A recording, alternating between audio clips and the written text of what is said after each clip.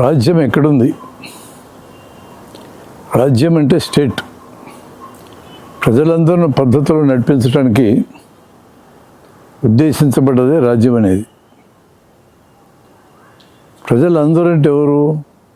ప్రజలు అనేక రకాలు ఉన్నారు. సర్వే జన్మ సుఖినో భవంతు, ప్రజలందరూ బాగుపడాలని మనం మాట్లాడుతూ ఉంటాం. సర్వజనులు ఏకకాలంలో బాగుపడటం అనేది కుదరదు. పొగ తాగితే దానివల్ల జబ్బులు వచ్చి, క్యాన్సర్లు వచ్చి, గుండె జబ్బులు వచ్చి మరణించి జనము పక్కుంటారు. సిగరెట్లు, బీడీలు, గుట్కాలు తయారు చేసే జనం మరో పక్కుంటారు. ఈ తయారు చేసే వాళ్ళు బాగుపడాలంటే జనం పొగ తాగాల, నష్టపోవాలా, ఆరోగ్యం పాడు కావాలా, చనిపోవాలా. అలా నష్టపోయే జనం బాగుపడాలంటే పొగ తాగకూడదు. పొగ తాగకుండా ఉంటే సిగరెట్లు, బీడీలు అమ్ముడు పోవు, వాళ్ళ పరిశ్రమలు మూతపడతాయి. అటు పొగ తాగేవారు పొగ తాగడానికి ఉపయోగపడే అన్నిటినీ తయారు చేసేటోళ్ళు ఇద్దరూ ఏకకాలంలో బాగు కావాలంటాం సాధ్యమా? సాధ్యం కాదు. ఒక వ్యక్తిని మనం పట్టుకొని నువ్వు వెళ్ళిపక్కున్నావా వెళ్ళిపక్కున్నావా అని అడిగితే అల్పక్క ఇల్పక్క ఒకరి పక్క సెలెక్ట్ చేసుకోవాల్సిన పరిస్థితి వస్తుంది.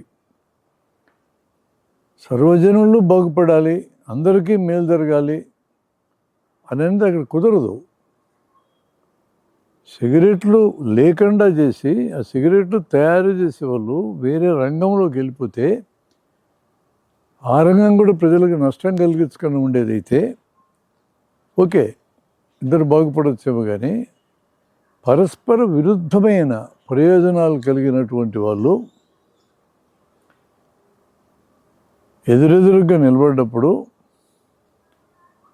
ఇద్దరు ఒకే సమయంలో బాగుపడటం కుదరదు. నేను న్యూట్రల్, నేను ఎవరి వైపు చేరను అనేవాళ్ళు ఇప్పుడు జరుగుతున్న దాన్ని సమర్థించినట్టు లెక్క. పాము వచ్చి కప్పని తింటూ ఉంటే నేను న్యూట్రల్ అని అంటే పాము కప్పని తినటానికి మద్దతు ఇచ్చినట్టే. నేను పాము వైపు అన్నాడు అనుకోండి, కప్పని తినమని చెప్పాలా. నేను కప్ప వైపు అన్నాడు అనుకోండి, పాముని కొట్టాలా. నేను ఆ వైపు జారిన ఈ వైపు జారిన న్యూట్రల్ అంటే ఇప్పుడు జరుగుతుందని సమర్థించటమే. రాజ్యాన్ని అర్థం చేసుకునేటప్పుడు కూడా అవగాహన మనకు ఉండాలి. ఇప్పుడు రాజ్యం ఎవరి కోసం పనిచేస్తూ ఉంది? ఇప్పుడున్న రాజ్యం ఎవరి కోసం పనిచేస్తూ ఉంది? అది మనం టెస్ట్ చేయాలంటే చిన్న ప్రయోగం చేద్దాం. చాలామందికి రాజ్యం ఎక్కడుందో కూడా కనపడదు. బయట తిరుగుతూ ఉంటే రాజ్యం విడిగా ఏం కనపడదు మనకి. అంత మామూలు తిరుగుతున్నాం, పని చేసుకుంటున్నాం, కొంటున్నాం, వస్తువులు వాడుకుంటున్నాం, ముందుకెళ్తున్నాం అనిపిస్తూ ఉంటుంది మనకి. మీరు చెప్పుల షాప్కి వెళ్ళండి, సీన్ స్టార్ట్ అవుతుంది. ఆ చెప్పుల షాపు, చెప్పుల ఫ్యాక్టరీ యజమాని అవుట్లెట్లుగా పెట్టుంటాడు. ఏదో మధ్య తరగతి స్థాయి వ్యక్తి చెప్పుల షాప్ పెట్టుంటాడు. ఆ పెట్టిన ఓనర్ అక్కడే ఉండడు. ఇక్కడ గుమస్తా పని చేస్తూ ఉంటాడు. అతను మన పిల్లకాయి, మనం పంపించినోడే, బతకనీకి పోయినాడు అక్కడికి. బోల్డ్ చెప్పులు ఉన్నాయి అక్కడ. నీ కాళ్ళకి చెప్పులు లేవు. చెప్పులు వేసుకోవడానికి కావాల్సిన కాళ్ళు అయితే ఉన్నాయి కానీ చెప్పులు లేవు. లోపలికి వెళ్ళావు, 10-15 జతలు చెప్పులు కిందకి దించి నీ కాళ్ళకి సరిపడే జత తీసుకున్నావు. ఇక్కడ వరకు అంత బాగానే ఉన్నట్టు అనిపిస్తుంది. ఇప్పుడు మన ప్రయోగం స్టార్ట్ అవుతుంది. నువ్వు చెప్పులు వేసుకొని డబ్బులు ఇవ్వకుండా బయటికి రాలేం మనం. మనకు ఆల్రెడీ మన తలకాయలో ఒక రకమైన భావజాలు నింపిపెట్టారు. ఏ వస్తువు కొన్నా డబ్బులు ఇచ్చి రావాలి అని మన తలకాయలో ఆల్రెడీ రికార్డ్ అయి ఉంది. 99.99% జనం డబ్బులు ఇవ్వకుండా తీసుకుపోవాలనే ఆలోచనే రాదు. నేను ప్రయోగం అని చెప్తున్నాను కాబట్టి ట్రై చేయండి. నీ కాళ్ళకి చెప్పులు లేవు, నువ్వు చెప్పులు కొనుక్కోలేవు, నీ దగ్గర డబ్బులు లేవు, అక్కడ చెప్పులు బోర్డు ఉన్నాయి. చెప్పులు వేసుకోవడానికి నీ కాళ్ళు ఉన్నాయి, వేసుకొని రైట్ రాయల్గా రోడ్డు మీద నడవగలవు. ఏం అడ్డంకులు ఏం లేవు. ఫిజికల్గా ఏం అడ్డం కనపట్టంలా. వాడు చేసుకొని బయటకు వస్తూ ఉంటే, అలా చెప్పులు వేసుకొని బయటకు వస్తూ ఉంటే ఆ గుమస్తా మన పిల్లల్లో పిల్లవాళ్ళు అంటాడు, సార్ సార్ సార్ అంటాడు. ఏమయ్యా అని అడిగావు. చెప్పులు వేసుకొని పోతున్నారు సార్ అంటాడు. అవును వేసుకొని పోతున్నా. అదే సార్ చెప్పులు వేసుకొని పోతున్నారు, అదే నేను చెప్పేది కూడా చెప్పులు వేసుకొని పోతున్నానని అంటావు.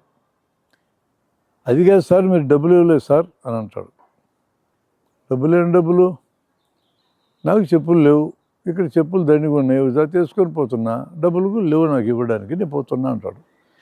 అప్పుడు లైట్ వెలిగింది ఆ గుమస్తాకి, ఇతను ఎవరో డబ్బులు ఎగ్గొట్టి పోతున్నారా అని అర్థమైంది. వెంటనే పోలీసులకు ఫోన్ చేయడానికి పూనుకున్నాడు. ఆ లోపల పెద్దగా కేకలేసి ఇతను చెప్పులు వేసుకొని పోతున్నాడు, డబ్బులు లేవు కూడా అరిచాడు. దారిని పోయేట వాళ్ళందరూ విన్నారు. 10 మంది నీ చుట్టూ చేరారు. ఈ 10 మందిలో ఎవడివి ఆ చెప్పులు కాదు, ఆ షాప్ వాళ్ళది కాదు, వాళ్ళకి సంబంధమే లేదు. ఎవడో చెప్పులు ఎవడు వేసుకుపోతుంటే వాళ్ళకేం సంబంధం, కానీ నీ చుట్టూ చేరతారు. చేరి వాళ్ళలో ఒకడు ఏం చెప్పులు వేసుకొని పోతున్నావంట అంటాడు. అవును వేసుకొని పోతున్నా, అతనికి చెప్పినా కదా వేసుకొని పోతున్నానని. ఎట్లా పోతావు చెప్పులు వేసుకొని? ఎంతమందికి చెప్పాలరా ఎట్లా పోతావని? ఇప్పుడు గుమస్తాకి చెప్పిన ఎట్లా పోతావు, ఇట్లా పోతున్నా ఇట్లా పోవడానికి లేదు, అట్లా చెప్పులకు డబ్బులు కట్టాల్సిందే అంటారు. నువ్వెవడు చెప్పటానికి డబ్బులు కట్టమని? నీదా షాప్ ఏమన్నా? చెప్పులు నీవే? మీ ఇంటికి వచ్చేవన్నీ వేసుకొని పోయినానా అని పార్టీ ఇద్దరిని కొట్టాడు. ఇతను కొంచెం జంకారు, ఇద్దరు మిగతా 5 ఇతను పట్టేసుకున్నారు. వాళ్ళకి నిజంగా చెప్పులతో సంబంధం లే, షాప్తో సంబంధం లే. ఎవడు చెప్పులు ఎక్కడ వేసుకొని పోతే వాళ్ళు ఎందుకు పట్టించుకోవాలా? కానీ పట్టించుకున్నారంటే వాళ్ళ తలల్లో కూడా డబ్బులు ఇవ్వకుండా వస్తువులు తీసుకొని పోకూడదు అనేది రికార్డ్ అయి ఉంది. సమాజంలో ఆ రికార్డ్ అనేది జరిగిపోయింది.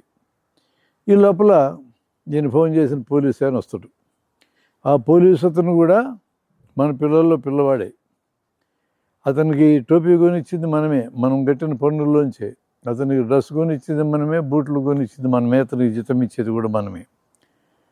రాగానే ఏం చెప్పులు వేసుకొని పోతున్నావు అంట అన్నాడు. ఎంతమందికి చెప్పాలరా చెప్పులు వేసుకొని పోతున్నామని? వాడికి చెప్తే వీడికి చెప్తే అందరికీ చెప్పులు వేసుకొని పోతున్నా చెప్పటమే నా పనే. అది కాదు భాయ్, డబ్బులు కట్టకుండా పోతున్నావు అన్నాడు. పోతున్నా, నా దగ్గర డబ్బులు లేవు, నాకు చెప్పులు కావాలి. ఎట్లా పోతావు నువ్వని? ఇట్లా పోతున్నా అన్నాడు. లాఠీ తీసుకుని పట్టును కొట్టాడు. ఆ లాఠీ కొని ఇచ్చింది కూడా మనమే, కొట్టింది మనల్ని. ఏంది రాజ్యం ఎక్కడుందో కనపడదా? రాజ్యం నీ భావజాలాన్ని నిర్ణయిస్తుంది. నువ్వు డబ్బులు ఇవ్వకుండా వస్తువు పట్టుకెళ్ళకూడదని నీ భావజాలాన్ని నిర్ణయించింది. తరువాత దాన్ని నువ్వు ఎదిరిస్తే జనమందరూ నిన్ను కంట్రోల్ చేయడానికి వచ్చారు. వాళ్ళ భావజాలాన్ని కూడా కంట్రోల్ చేసింది రాజ్యం. మొదటి నుంచి నేర్పించి పెట్టినారు అట్లా.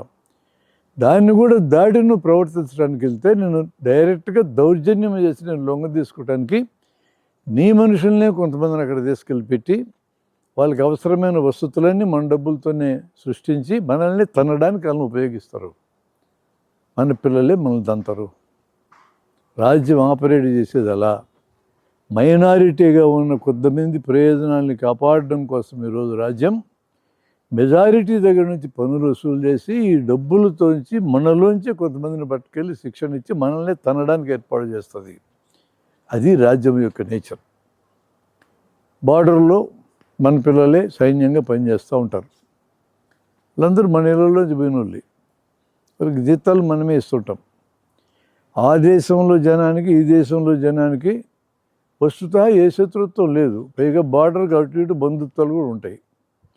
అక్కడ మనలాంటి బుక్కాపకీరులే ఉంటారు, ఇక్కడ మనలాంటి వాళ్ళే ఉంటారు. వీళ్ళ పిల్లలే అక్కడ సైన్యము, వాళ్ళ పిల్లలు ఇక్కడ సైన్యం. వీళ్ళకి వాళ్ళకి ఇద్దరికి నసాలాలకి ఎక్కించి పెడతారు దేశభక్తిని. అక్కడ పరిపాలకులు ఇక్కడ పరిపాలకులు భద్రంగా ఉంటారు, వాళ్ళకి ఏమీ కాదు. సడన్గా దేశానికి శత్రుత్వం క్రియేట్ చేసి దేశంలో సమస్యలన్నీ మర్చిపోయేటట్టు చేసి టీవీలు యుద్ధరంగాల్లో ఉన్న స్టూడియోల కింద మారిపోయి గోల చేసి వాళ్ళు మనం చంపుకునేటట్టు చేస్తారు. ఎవరి ప్రయోజనం కోసం? అక్కడ ఉంటారు షావుకారులు, ఇక్కడ ఉంటారు షావుకారులు. ఆ షావుకారులకు నొప్పి లేకుండా ఉండటం కోసం మనం చచ్చిపోవాలి మధ్యలో. దీన్ని ఎవరైనా మాట్లాడితే దేశద్రోహులని మాట్లాడతారు. ఎవడు దేశద్రోహి? దేశంలోని సంపద అంతా దిగమింగి లంచాలు తిని జనానికి సదుపాయాలు లేకుండా, జనానికి ఇబ్బందులు కలిగిస్తూ, జనానికి ఆరోగ్యం లేకుండా, విద్య లేకుండా ఉపాధి లేకుండా పనులు లేకుండా చేసిన దేశద్రోహ. సంపాదించిందంతా వాడు ఒక్కడే దగ్గర పెట్టుకుని లక్షల కోట్లు కూడబెట్టుకోవడమే కాకుండా బ్యాంకులను కూడా దోచుకు తిని పోగేసుకునేటువంటి దేశద్రోహ. వాళ్ళని కాపాడేవాడు దేశద్రోహ, వాళ్ళని నిలదీసేటోడు దేశద్రోహ అనే ప్రశ్న వస్తుంది కదా. ఇప్పుడు ఈరోజు 25 లక్షల కోట్లు బ్యాంకుల నుంచి డబ్బు తెచ్చుకుని వీళ్ళందరూ ఎగ్గొట్టారు. మనం ఎవరైనా బ్యాంకు దగ్గర ఒక అప్పు తెచ్చుకుంటే ఇల్లు కట్టుకోవడానికో వాహనం కోసమో 2-3 కంతులు కానీ మనం కట్టకపోతే నోటీసులు వస్తాయి, తర్వాత జప్తు చేస్తారు, ఆ వస్తువు కూడా లాక్కుని వెళ్ళిపోతారు. మనం మధ్యతరగతి వాళ్ళమే, మామూలు జనము 165 వంతుల పన్నులన్నీ మనం పరోక్ష పన్నుల దగ్గర కడుతున్నాం. తలకి పూసుకొని నూనె దగ్గర నుంచి వేసుకునే బట్టల దాకా అన్నింటినీ పన్నులు కడతా ఉన్నాం మనం. అత్యంత నిరుపేద కూడా పన్నులు కడతా ఉన్నాడు. ప్రత్యక్ష పన్నులు ఎంప్లాయీస్ సోర్సులోనే కట్ చేస్తారు కాబట్టి వాళ్ళు రెగ్యులర్గా పన్నులు కడుతున్నారు. పరిశ్రమాధిపతులు ప్రొఫెషనల్స్ కొంతమంది కడతారు, కొంతమంది కట్టరు, కొంతమంది సగం కడతారు, సగం ఎగ్గొడతారు. దాదాపు పూర్తిగా ఎగ్గొట్టేది రాజకీయాలు ఉండేవాళ్ళు. పన్నులు ప్రత్యక్ష పన్నులను రెగ్యులర్గా కట్టేది మనం, పరోక్ష పన్నులు కంపల్సరీ కట్టేది మనం. మనం కట్టే పన్ను లక్షల కోట్లు అయితే ఈ లక్షల కోట్లు ప్రభుత్వం దగ్గర పెట్టుకొని బ్యాంకుల దగ్గర పెట్టుకొని వాళ్ళకి అప్పులు ఇస్తే వాళ్ళు ఎగ్గొడితే వాళ్ళు ఏమనరు. అదే మనం అప్పు కట్టకపోతే జప్తు చేస్తారు. మరి తేడా ఉందిగా. చట్టాలు వాళ్ళకో రకంగా మనకో రకంగా పనిచేస్తూ ఉన్నాయి కదా. ఓ మంత్రి గారి తనయుడు హైదరాబాద్లో ఉదయం 11 గంటలకి కారులో పోతూ సడన్గా కారు ఆపి దారిలో పోతున్న అమ్మాయిని చేయబెట్టుకొని లోపలికి లాగుతాడు. కేసు ఉంది ఆయన మీద. మరో మంత్రి గారి కుమారుడు అర్ధరాత్రి 2 గంటల దాకా ఫుల్గా బారులో బీరు తాగి నసాలకి ఎక్కితే కైపు 5 కోట్లు ఖరీదైన కారు తీసుకొని అర్ధరాత్రి 100 కిలోమీటర్ల వేగంతో హైదరాబాద్ సిటీలో ప్రయాణం చేస్తూ ఉంటే సెంటర్లో ఉండి మెట్రో దిమ్మలు గుద్దుకొని కారు బద్దలైంది. కేసు ఉండదు. అదే మీ ఇంటి ముందు ఎవడన్నా పడిపోయి ఉంటే నీ మీద మొదటి కేసు పెడతారు. ఒక స్వాములారి బెడ్రూమ్లో 6 హత్యలు జరిగితే కేసు ఉండదు. అదే నీ ఇంటి ముందు శవం ఉంటే ఫస్ట్ నిన్ను విచారిస్తారు. అంటే 5,000 చట్టాలు ఈ దేశంలో ఉన్నాయి. 5,000 చట్టాలు డబ్బు ఉన్నోళ్ళకు ఓ రకంగా, లేనోళ్ళకు ఓ రకంగా ప్రవర్తిస్తున్నాయి లేదా. పెద్ద వాళ్ళకి సమస్య వస్తే అర్ధరాత్రి కూడా కోర్టులు తలుపులు తెరుచుకుంటున్నాయి, బెయిల్ ఇస్తున్నాయి, రిమాండ్లు పెడుతున్నారు. అదే ఈరోజు దాదాపు 5 కోట్ల కేసులు ఉన్నాయి కోర్టుల్లో పెండింగ్లో. కనీసం 2 కోట్ల మంది దళితులు, నిరుపేదలు, మైనారిటీలు, మహిళలు వీళ్ళకి బెయిల్ ఇచ్చే దిక్కు కూడా లేక అట్లే పడి ఉన్నారు. అండర్ ట్రయల్స్ కింద ఉన్నారు. శిక్ష పెడితే జైల్లో ఉండటం కాదు, ట్రయలే జరగక జైల్లో ఉన్నారు. మరి చట్టాలు 2 రకాలుగా పనిచేస్తున్నాయిగా. కాబట్టి రాజ్యం ఆ డబ్బులు ఉన్న వాళ్ళ పక్క పనిచేసిందా, ఈ డబ్బులు లేని వాళ్ళ పక్క పనిచేసింది అనే దాన్ని బట్టి రాజ్యం స్వభావం మనకు అర్థమవుతుంది. అందువలన రాజ్యం ఎలా పనిచేస్తుందంటే మన ద్వారా పనిచేస్తుంది, మనల్నే వాడుకొని పనిచేస్తుంది, మనం కట్టే పన్నులతోనే పనిచేస్తుంది. కానీ కొంతమందికి అనుకూలంగా పనిచేస్తుంది, కొంతమందికి ప్రతికూలంగా పనిచేస్తుంది. రాజ్యం యొక్క స్వభావము. రాజ్యం బలంగా పనిచేయడానికి కేవలం బలప్రయోగం చేస్తే చాలదు. మన మనసుల్ని గెలవడం అనే కార్యక్రమం, దాన్ని సమ్మతి అంటారు. మనమే ఇష్టపూర్వకంగా రాజ్యానికి సహాయపడేటట్టు చేస్తారు. ఓ హెజిమనీ, ఓ పెత్తనం సాధించాలి అంటే ఆ పెత్తనాన్ని అంగీకరించే భావజాలం జనం తలాల్లో పెట్టాలి. అదే జరుగుతుంది ఇప్పుడు.